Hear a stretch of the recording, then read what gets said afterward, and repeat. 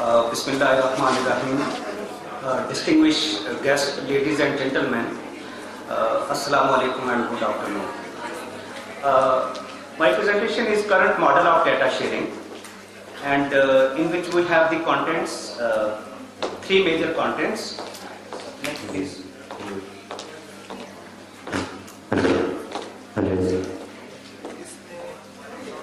We have three major contents. Next. First is what data sets we have. The second, whom do we share this data? And the third is how do we share the data? Next. So while looking international leading social safety nets, it is evident that reliable data enables policymakers to rightly target the poor and vulnerable masses by minimizing inclusion and exclusion errors. BISP is pioneer in targeting the poor through scientific mechanism. When this was started in 2008, there was no reliable data to identify the poor and vulnerable masses in country. Therefore, BISP started its targeting through parliamentarians during 2008 to 2010 period. So, following international best practices, BISP conducted nationwide door-to-door poverty scorecard survey in 2010 and 11. The first survey in South Asia, which enables BISP to identify eligible and poor household through application of proxy mean test formula (PMT). Basically, this PMT measures the welfare of each household at a scale range from 0 to 100. So, this nationwide poverty scorecard survey made the basis of National Socio-Economic Registry, which have the updated information of 27 million households that constituted 151 million population of the country. This National Socio-Economic Registry was conducted throughout country in all the provinces and including Azad Jammu and Kashmir, Gilgit-Baltistan and FATA regions. And the survey enables to identify 7.7 million poor beneficiaries through this survey under the cutoff of 16.17. NSCR 2010-11 contains detailed information on individual level information on socio-demographic profile of individuals, detailed information on education and employment. Similarly, we have detailed information of household dwelling, durable and productive assets, and GPS coordinates of all the households are available, through which GIS mapping can be carried out on various socio-demographic and poverty informations, even at very small geographic level like village level, union council and tehsil level. Next, please. What the data sets we have? BISP have variety of data sets. The first, as I mentioned earlier, that we have National Socio-Economic Registry that have the data of 27 million households. Similarly, we have the data of unconditional cash transfers, because BISP is paying to more than 5.4 million beneficiaries unconditionally on quarterly basis. So we have detailed data on payments on all these unconditional cash transfers. Then we have detailed micro data sets on conditional cash transfers. As you know that BISP launched 4 conditional cash transfer programs, which are Wasilai Taaleem, Wasilai Sehat, Wasilai Rozgar and Wasilai Haq program. We have detailed micro data sets on all these programs. For example, Wasilai Taaleem program was launched in 32 districts, and through Wasilai Taaleem program more than 1.3 million children have been enrolled. So we have detailed data on micro supply, capacity assessment of schools, enrollment data, school attendance data of these children, and we have detailed data on quality of schools as well as the stipend given to these children. Similarly, under Wasilai Rozgar program, more than 59,000 beneficiaries are their nominees have been trained. So we have detailed data on the contents, the training they received and their employability, etc. Similarly, we have detailed data on spot checks and process evaluations of unconditional cash transfers as well as conditional cash transfers. And these data sets have been conducted by renowned third parties like MS Smart, McDonald, IDS, OPM. For example, MS Smart McDonald have conducted the spot check and process evaluation during 2013 to 2016 period throughout country. So we have the data as well as the reports available on this condition. Same way, MS IDS have conducted the operational review of Wasila Taaleem program in 2015 and 16 in 13 districts. So we have detailed data, micro data as well as the reports which have compiled by MS IDS. Then this involved a renowned international institute, MS Oxford Policy Management, to conduct series of impact evaluation on unconditional and conditional cash transfers. So OPM has conducted the baseline of 9,000 households in 2011, and then the same households were conducted in 2013, in 2014 and in 2016 period. So this is the unique longitudinal data which only few institutes in Pakistan hold, and one of them is the BISP. So we have a detailed longitudinal data from 2011 to 2016 period. Next please. Whom will share the data?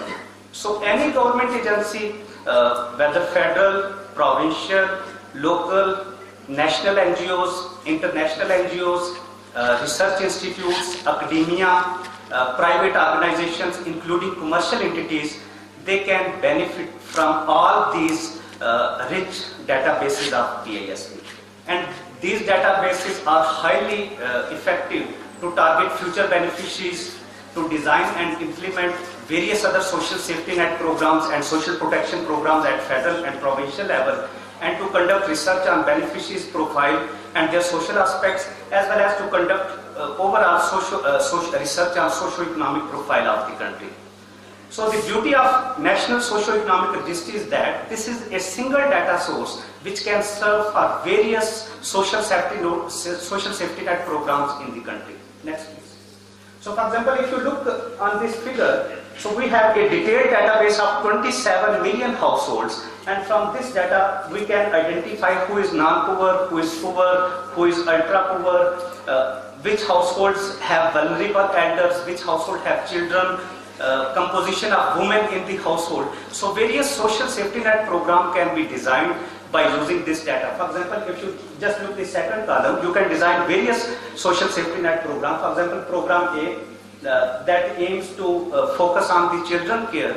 So this data can help you to identify the children in poor and vulnerable households. Same way, for example, if there is program B which aims to focus on the elder peoples through providing them pensions, so this data set can serve to identify the poor and elder peoples in the data set. And same way, for example, if some program aims to conduct some research on microfinance, again this data can serve you to help where the poverty is existed, which households are poor, so it can help you. Next please.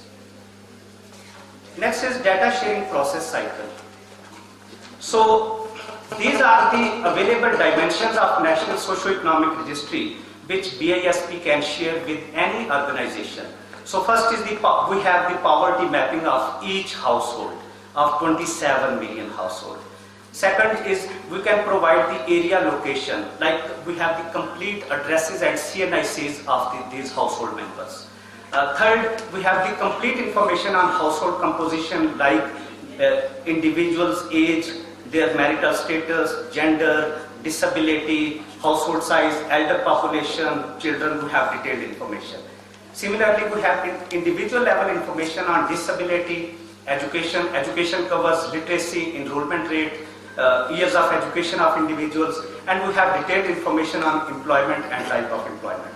Same way, we have detailed information on household dwelling, even number of rooms, toilet facility, etc. And then we have comprehensive list of assets, including electricity assets, gas and kitchen items, which a household possesses.